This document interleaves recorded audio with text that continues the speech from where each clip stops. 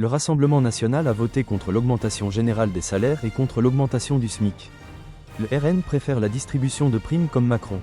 Le RN partage les préoccupations du patronat et de la droite quant à l'impact d'une hausse des salaires sur les entreprises. Cette position est nuisible aux travailleurs pour deux raisons. D'abord parce que les primes sont ponctuelles et non garanties, ce qui rend l'augmentation de revenus imprévisible.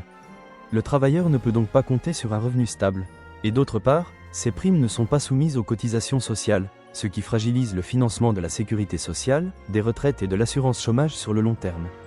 Or, le système de protection sociale français est basé sur le principe des cotisations sociales. C'est-à-dire que chaque euro de salaire est soumis à des prélèvements qui financent collectivement la sécurité sociale, maladie, famille, etc., et les retraites. En augmentant les salaires, on pourrait donc augmenter le pouvoir d'achat tout en augmentant les cotisations qui alimenteraient le système de solidarité, permettrait de remettre la retraite à 60 ans, augmenter le niveau des pensions et améliorer les comptes de la sécurité sociale. Mais ça, c'est la position de la gauche dite radicale, celle de LFI. Le RN, lui, ne veut pas d'augmentation des salaires parce qu'il ne veut pas d'augmentation des cotisations patronales. Au contraire, il veut les baisser. Le gros problème, c'est qu'en diminuant les charges patronales, on diminue mécaniquement les cotisations sociales qui servent directement à financer les retraites, l'assurance chômage, les accidents du travail et la santé.